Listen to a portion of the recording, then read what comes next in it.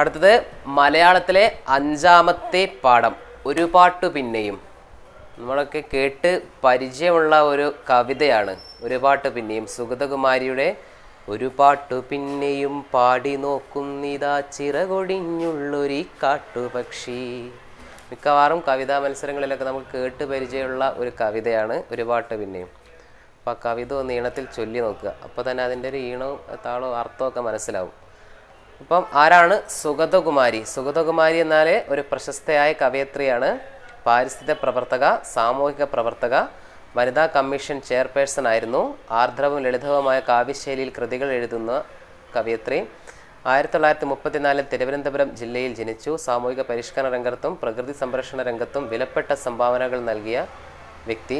രാത്രിമഴ, അമ്പലമണി, മുത്തുച്ചിപ്പികൾ, തുലാവർഷപ്പച്ച, പാതിരാപ്പൂവുകൾ, പാവം, മാനവഹൃദയം, രാധയെവിടെ, ദേവദാസി തുടങ്ങിയ പ്രധാന കൃതികൾ.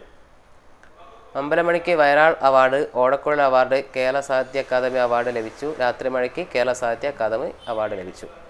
അറിയപ്പെടുന്ന എഴുത്തുകാരിയാണ്, നമുക്ക് എല്ലാവർക്കും അറിയാം, സുഗതകുമാരി. അപ്പം അതിൻ്റെ പാഠാഭാഗ്രഥനം നോക്കാം. വെട്ടിമുറിക്കപ്പെട്ട മരക്കുറ്റിയിൽ ഏകാഗിയായിരുന്നു കെഴുന്ന കാട്ടുപക്ഷിയുടെ ചിത്രമാണ് കവയിത്രി വരച്ചു കാട്ടുന്നത്.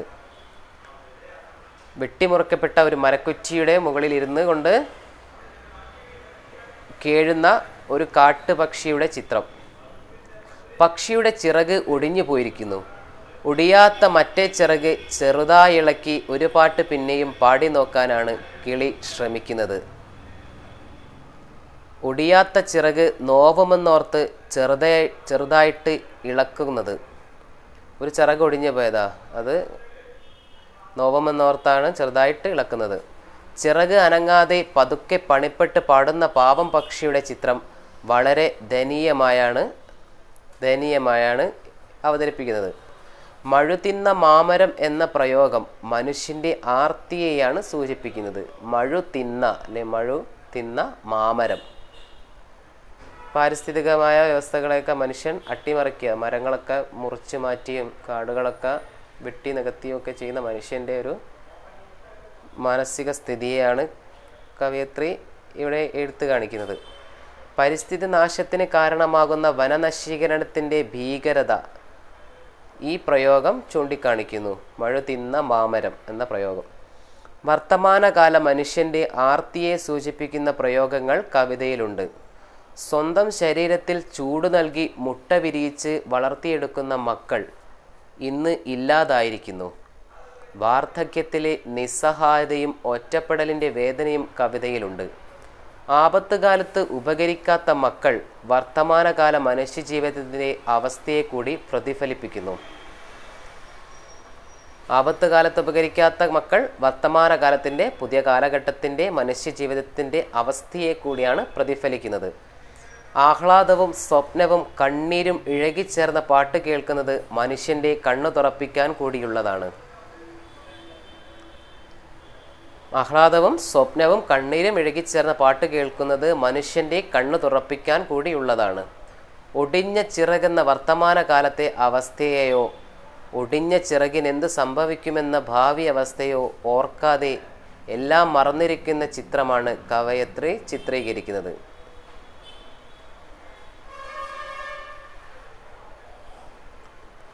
ഭാവിയിൽ നമുക്ക് ഈ ഒടിഞ്ഞ ചിറക് എന്ന് ഉദ്ദേശിക്കുന്നത് പ്രകൃതിയുടെ നമ്മുടെ നാശം അല്ലേ, ആ നാശത്തിൻ്റെ ഒരു ഭാഗം, തളർന്നു പോയ ഭാഗം, അതാണ് കവയത്രി ഉദ്ദേശിക്കുന്നത്. ഭാവിയിൽ എന്ത് സംഭവിക്കും, വർത്തമാനകാലത്തിൻ്റെ അവസ്ഥ എന്താണ് എന്നൊക്കെയുള്ള ഓർക്കാതെ എല്ലാം മറന്നിരിക്കുന്ന ചിത്രമാണ് ആ ഒരു കവയത്രി ഈ ഒരു കവിതയിലൂടെ വിശദീകരിക്കുന്നത്. ഒരു കുഞ്ഞിക്കിളിയുടെ നൊമ്പരം അല്ലെങ്കിൽ ഒരു പാട്ട് പാടുന്ന ചിറകൊടിഞ്ഞൊരു കാട്ടുപക്ഷിയുടെ നൊമ്പരത്തിലൂടെ ആ കാലഘട്ടത്തിൻ്റെ വർത്തമാന കാലഘട്ടത്തിൻ്റെ മനുഷ്യൻ്റെ വൈകൃതമായ മനോഭാവങ്ങളെയും കവയത്രി നമുക്ക് വ്യക്തമാക്കി തരുന്നതാണ് ഈ കവിത. അതിൻ്റെ ചോദ്യങ്ങളും ഉത്തരങ്ങളും ശ്രദ്ധിക്കാം. 1-2 വാക്യത്തിൽ ഉത്തരം എഴുതുക. എവിടെയിരുന്നാണ് കിളി പാട്ട് പാടുന്നത്? എവിടെ ഇരുന്നതിലാണ് കിളി പാട്ട് പാടുന്നത്? മഴുതിന്ന മാമര കൊമ്പിലിരുന്നാണ് കിളി പാടുന്നത്. മഴു തിന്ന മാമരക്കൊമ്പിൽ, അതാണ് കവിതയുടെ തുടക്കം. മഴു തിന്ന മാമരക്കൊമ്പിൽ ഇരുന്നിട്ടാണ് കിളി പാട്ട് പാടുന്നത്. രണ്ടാമത്തെ ചോദ്യം, കാട്ടുപക്ഷി ഒറ്റയ്ക്കാണെന്ന് സൂചിപ്പിക്കുന്ന പാഠഭാഗത്തെ വരികൾ ഏതെല്ലാം? കാട്ടുപക്ഷി ഒറ്റയ്ക്കാണെന്ന് സൂചിപ്പിക്കുന്ന വരികൾ ഏത്? ഇടറുമീ ഗാനം, കൊച്ചുമക്കൾ, ഇവയാണ് പാഠഭാഗത്തെ വരികൾ. ഇടറുമീ ഗാനം 1, 2, കൊച്ചുമക്കൾ, ഇവയാണ് പാഠഭാഗത്തെ വരികൾ. മൂന്നാമത്തത്, തൻ്റെ പാട്ട് കേൾക്കാൻ ഒരുങ്ങി നിൽക്കുന്നവരെ പറ്റി സൂചിപ്പിക്കുന്ന വരികൾ ഏതെല്ലാം? ഇരുളിൽ തിളങ്ങുമീ പാട്ട് താരങ്ങളുണ്ട് എന്നതാണ് വരികൾ. തൻ്റെ പാട്ട് കേൾക്കാൻ ഒരുങ്ങി നിൽക്കുന്നവരെ പറ്റി സൂചിപ്പിക്കുന്ന വരികൾ.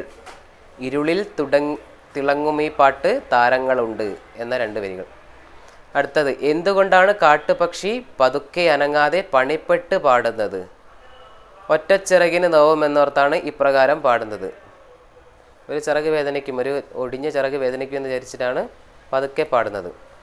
എന്തുകൊണ്ടാണ് കിളി ഒറ്റപ്പെട്ടു പോയത്? 5ാമത്തെ ചോദ്യമാണ്. മെയ്ച്ചൂടിൽ അടവെച്ചുണർത്തിയ കൊച്ചുമക്കൾ കുത്തിപ്പിരിഞ്ഞുപോയി. ഇപ്രകാരമാണ് കിളി ഒറ്റപ്പെട്ടു പോയത്. കിളി എങ്ങനെയാണ് ഒറ്റപ്പെട്ടു പോയത്? മെയ്ച്ചൂടിൽ അടവെച്ചുണർത്തിയ കൊച്ചുമക്കൾ കൊത്തിപ്പിരിഞ്ഞുപോയി. അടുത്ത ചോദ്യം, എപ്പോഴാണ് ഒരു പാട്ടുകൂടി പതുക്കെ മൂളുന്നത്? സന്ധ്യ വരും നേരെ തിരുളിലാണ് ഒരു പാട്ടുകൂടി പതുക്കെ കിളി മൂളുന്നത്. ഒരു പാട്ടുകൂടി പാടുന്നത് എപ്പോഴാണെന്ന് വെച്ചാൽ സന്ധ്യ വരും നേരെ തിരുളിലാണ് ഈ പാട്ടുകൂടി പതുക്കെ കിളി മൂളുന്നത്. അടുത്ത ചോദ്യം, ആരൊക്കെയാണ് കിളിയുടെ പാട്ട് കേൾക്കാൻ കൂടെയുള്ളത്? കിളിയുടെ കൂടെ പാട്ട് കേൾക്കാനുള്ളത് മരം, മഴ, കുളിര്, നിഴൽ, പുഴ, പുല്ല്, പൂക്കൾ, നക്ഷത്രം, ഇവയൊക്കെയാണ് കിളിയുടെ പാട്ട് കേൾക്കാൻ കൂടെയുള്ളത്. മരം, മഴ, കുളിര്, നിഴൽ, പുഴ, പുല്ല്, പൂക്കൾ, നക്ഷത്രം. അടുത്ത ചോദ്യം, കിളിയുടെ പാട്ടിൻ്റെ പ്രത്യേകത എന്തൊക്കെയാണ്?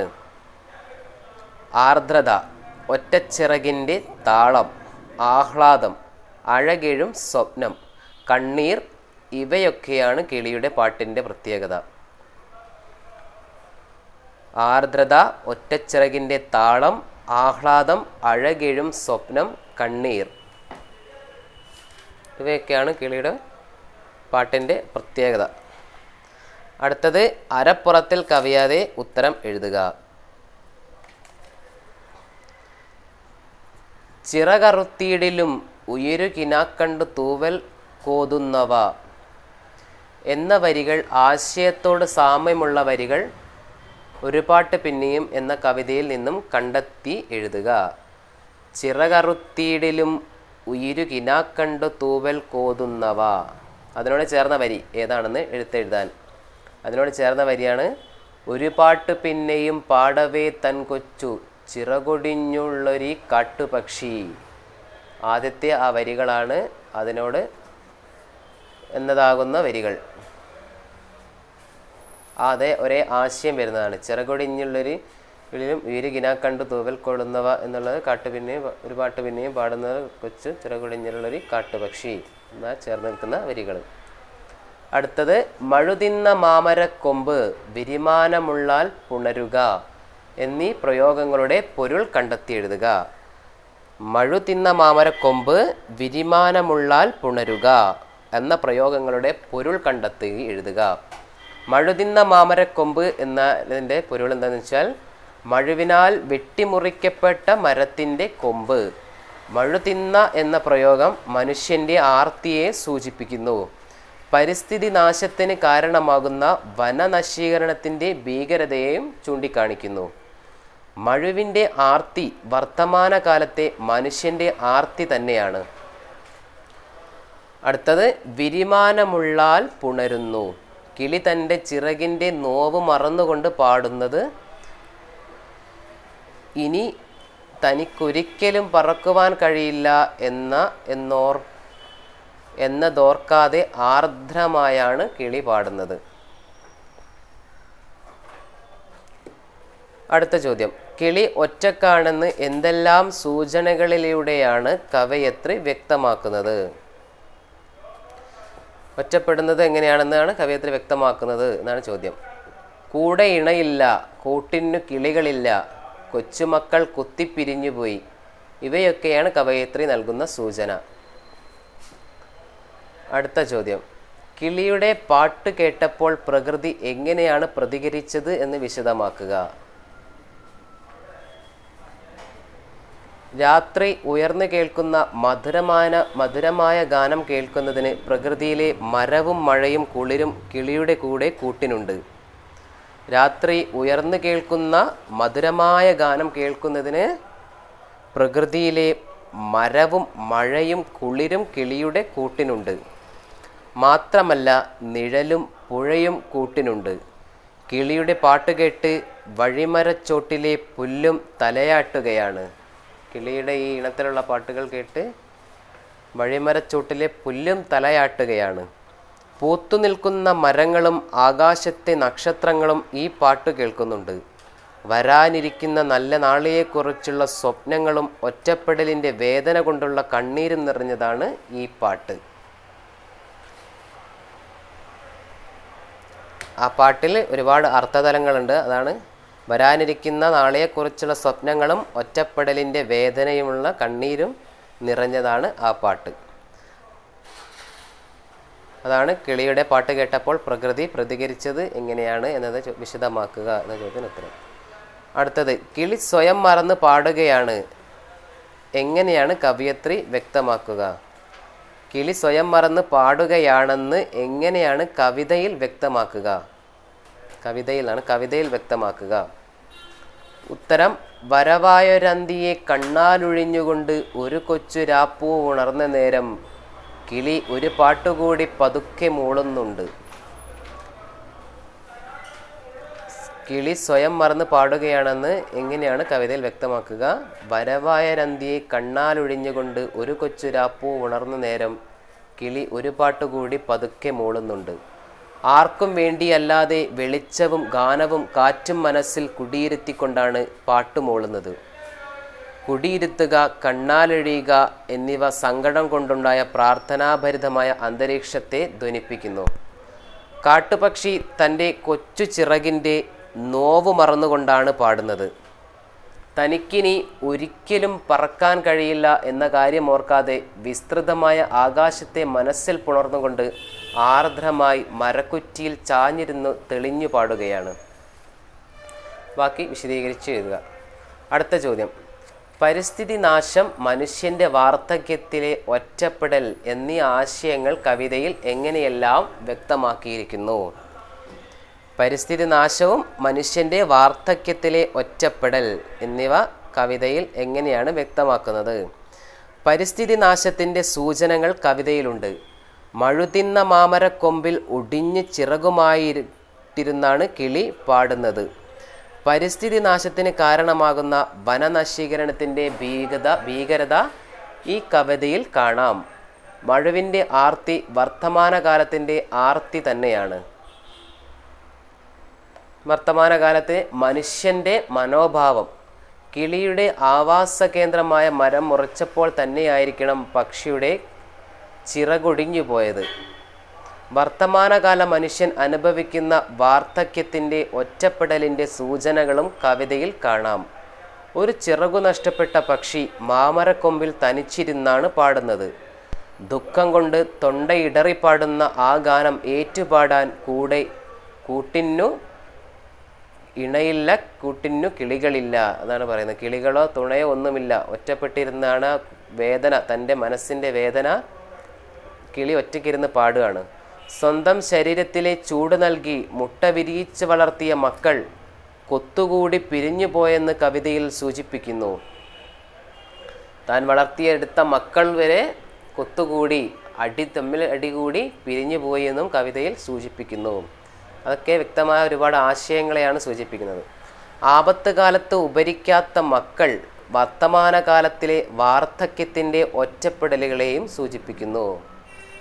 വെറുതെ ഒരു കവിതയായിട്ട് അതിനെ കാണാൻ കഴിയില്ല. ഒരുപാട് അർത്ഥതലങ്ങൾ ഉൾക്കൊണ്ടിട്ടാണ് ഈ ഒരു കവിതയൊക്കെ എഴുതിയിട്ടുള്ളത്. വാർദ്ധക്യകാലത്തെ ഒറ്റപ്പെടൽ, താൻ വളർത്തിയെടുത്ത മക്കൾ തന്നെ ഉപേക്ഷിച്ച് പോകുന്ന ഇപ്പോഴത്തെ കാലത്തെ ഒരു സാഹചര്യം കൂടി ആണ് അതിൽ വിശദീകരിച്ചത്. മനുഷ്യൻ്റെ വാർദ്ധക്യപ്പെടൽ ഒറ്റകളൊക്കെ കവിതയിൽ എങ്ങനെയാണ് എന്നുള്ളത് വിശദമാക്കുക, അത് ഡീറ്റെയിലായിട്ട് കവിത വായിച്ച് ഉൾക്കൊണ്ടുകൊണ്ട് എഴുതുക. അടുത്ത ചോദ്യം, പക്ഷിയുടെ പാട്ട് ഈ കവിതയുടെ ഇടയ്ക്കും അവസാന ഭാഗത്തും വ്യത്യസ്ത രീതിയിൽ ആവിഷ്കരിക്കുന്നത് എന്തുകൊണ്ടാകാം? പക്ഷിയുടെ പാട്ട് ഈ കവിതയുടെ ഇടയ്ക്കും അവസാന ഭാഗത്തും വ്യത്യസ്ത രീതിയിൽ ആവിഷ്കരിക്കുന്നത് എന്തുകൊണ്ടാകാം? ആദ്യം കിളി പാടുന്നത് പണിപ്പെട്ടാണ്. ഇടയ്ക്ക് സന്ധ്യാസമയത്ത് പാട്ട് പതുക്കെ മൂളുകയാണ് ചെയ്യുന്നത്. കവിതയുടെ അവസാന ഭാഗത്ത് എല്ലാം മറന്ന് ആർദ്രമായി ഒറ്റച്ചിറകിൻ്റെ ഭംഗിയോടെ ആ പാട്ട് തെളിഞ്ഞ് പാടുകയാണ്. കവിതയുടെ അവസാന ഭാഗത്ത് എല്ലാം മറന്ന് ആർദ്രമായ ഒറ്റച്ചിറകിൻ്റെ ഭംഗിയോടുകൂടി പാട്ട് തെളിഞ്ഞ് പാടുന്നു. ആദ്യ ഭാഗത്ത് ചിറകൊടിഞ്ഞുകൊണ്ടും ഒറ്റപ്പെട്ടുകൊണ്ടുമുള്ള വേദന പാട്ടിൽ നിഴലിക്കുന്നു. കവിതയുടെ ഇടയ്ക്കുള്ള ഭാഗത്ത് പ്രാർത്ഥനാനിർഭയമായി സന്ധ്യയെ പ്രതീക്ഷിച്ചുകൊണ്ട് മാത്രം മൂളുന്നത് പോലെയാണ് പാട്ട് പാടുന്നത്. ഇടയ്ക്ക് ഭാഗത്ത് പ്രാർത്ഥനാനിർഭരമായ സന്ധ്യയെ പ്രതീക്ഷിച്ചുകൊണ്ട് മൂളുന്നു. അവസാന ഭാഗത്ത് തൻ്റെ ദുഃഖങ്ങളെല്ലാം മറന്ന് ഭാവിയെ സ്വപ്നം കണ്ട് മറ്റാർക്കോ വേണ്ടി എല്ലാം മറന്ന് ആർദ്രമായി തെളിഞ്ഞു പാടുന്ന പക്ഷിയെ കാണാം. ആദ്യ ഭാഗത്ത് തൻ്റെ ചിറകൊടിഞ്ഞ വേദനയോടുകൂടി ആ ഒരു വേദനകളാണ് ആദ്യ ഭാഗത്ത്. എന്നാൽ ഇടയ്ക്ക് രണ്ടാമത്തെ ഭാഗത്ത് പ്രാർത്ഥനാനിർഭരമായ സന്ധ്യയെ പ്രതീക്ഷിച്ചുകൊണ്ട് പാടുന്നു. അവസാന ഭാഗത്ത് സ്വയം മറന്ന്, താനെല്ലാം മറന്ന് തൻ്റെ ഭാവിയുടെ സ്വപ്നങ്ങളെയും മറ്റാർക്കോ വേണ്ടി എല്ലാം മറന്ന് ആർദ്രമായി തെളിഞ്ഞു പാടുന്ന പക്ഷിയെയും കാണാം. അടുത്ത ചോദ്യം, നാളെ നിന്നെ ഞാൻ കൊത്തി മാറ്റുമ്പോൾ നാളകൾ നിന്നെ മാടി വിളിക്കും. കവി കടമ്മനിട്ടയുടെ ഈ വരികൾ ആശയങ്ങൾ കവിതാഭാഗത്തെ ആശയവുമായി ബന്ധപ്പെടുത്തി വ്യാഖ്യാനിക്കുക. നാളെ നിന്നെ ഞാൻ കൊത്തി മാറ്റുമ്പോൾ നാളകൾ നിന്നെ മാടി വിളിക്കും. ഇത് കവി കടമ്മനിട്ടയുടെ വരികളാണ്. അപ്പോൾ കടമ്മനിട്ടയുടെ ആശയങ്ങൾ കവിതാഭാഗത്തെ ഏത് ഭാഗവുമായാണ് ബന്ധപ്പെടുത്തേണ്ടതെന്നും അതിനെ വ്യാഖ്യാനിക്കുക. കടമ്മനിട്ടയുടെ കോഴി എന്ന കവിതയിൽ നിന്നെടുത്ത വരികളാണിത്.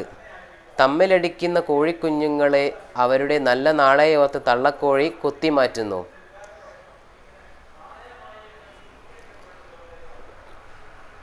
കവിതയിൽ അപകടത്തിൽപ്പെട്ട് ചിറകൊടിഞ്ഞ കാട്ടുപക്ഷി ഇണയും മക്കളുമില്ലാത്ത അവസ്ഥയിലാണ്.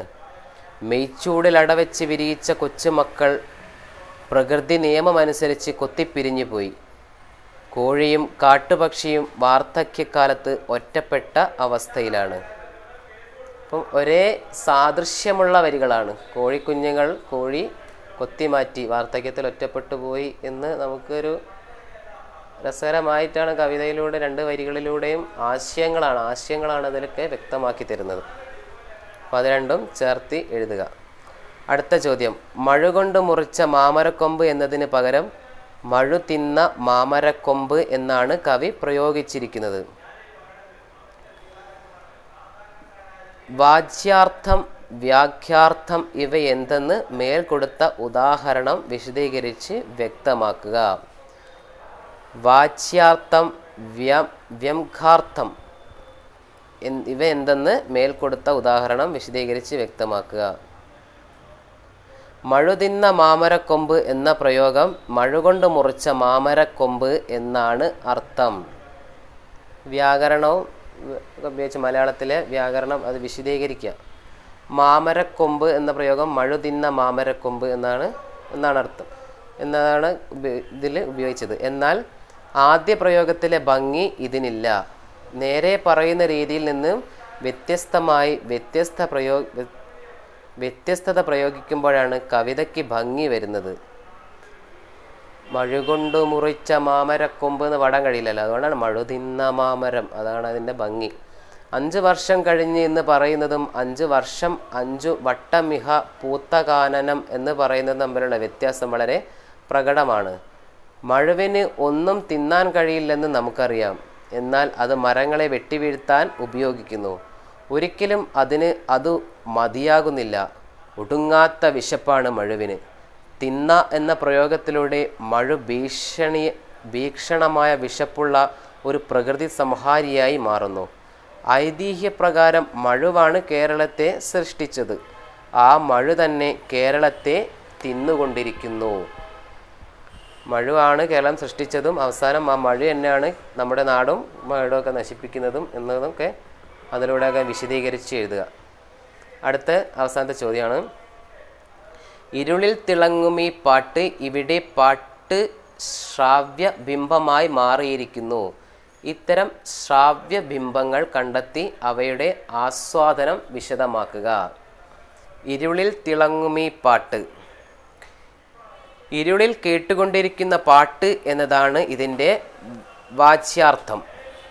ഇരുളിൽ തിളങ്ങുമീ പാട്ട് എന്ന് പറഞ്ഞാൽ ഇരുളിൽ കേട്ടുകൊണ്ടിരിക്കുന്ന പാട്ട്, ഇരുളിൽ തിളങ്ങുന്ന കേൾക്കുന്ന പാട്ട്. പാട്ട് ഒരു ശ്രാവ്യ ബിംബമാണ്. തിളക്കം കാഴ്ചയുമായാണ് ബന്ധപ്പെട്ടിരിക്കുന്നത്. പാട്ട് ഒരു ശ്രാവ്യം അല്ലേ, കേൾവി, നമ്മൾ കേൾക്കുന്ന ഒരു ശ്രാവ്യബിംബമാണ് ഇത് പാട്ട്. തിളക്കം കാഴ്ചയുമായി ബന്ധപ്പെട്ടിരിക്കുന്നു. ഒരു ശ്രവണ ആണ് ബിംബം, നമ്മളത് കാഴ്ചയുമായി ബന്ധപ്പെട്ട് കിടക്കുന്നതാണ്. തിളക്കം കാഴ്ചയുമായി ബന്ധപ്പെട്ടിരിക്കുന്നു. പാട്ട് തിളങ്ങുന്നു എന്ന് പറയുമ്പോൾ ശ്രാവ്യമായ ഒന്നിനെ ദൃശ്യവൽക്കരിച്ചിരിക്കുകയാണ്. അതായത് കേൾക്കുന്ന ഒരു സംഭവത്തെ മനോഹരമായി ദൃശ്യവൽക്കരിക്കുക, കാഴ്ചയാക്കി മാറ്റുക. അതാണ് ആ ഒരു പാട്ട് തിളങ്ങുന്നു എന്നുള്ള ആ ഒരു തിളങ്ങുമീ പാട്ട് എന്ന വരിയിലൂടെ വ്യക്തമാക്കുന്നത്. അതുകൊണ്ട് ഈ വരിയുടെ ഭംഗി അറിയാൻ കണ്ണും കാതും ഒരുപോലെ ഉപയോഗിക്കേണ്ടി വരും. ദുഃഖത്തിൻ്റെ ഇരുളിൽ പ്രതീക്ഷയുടെ തിളക്കം തരുന്ന പാട്ട് എന്ന അർത്ഥം ഇതിൽ കണ്ടെത്താം. ദുഃഖത്തിൻ്റെ ഇരുളിൽ, അതായത് നമ്മുടെ ആ ഒരു പക്ഷിയുടെ അല്ലെ ആ ദുഃഖത്തിൻ്റെ ഇരുളിൽ, ആ പ്രയാസത്തിൽ പ്രതീക്ഷയുടെ തിളക്കം തരുന്ന പാട്ട് എന്ന അർത്ഥം ഇതിൽ കണ്ടെത്താം. പാഠപുസ്തകത്തിൽ പുറത്തു നിന്നുള്ള ഒരു ഉദാഹരണം നോക്കുക. പേടമാനുകളുടെ പേടി എത്തി നോക്കുന്നു.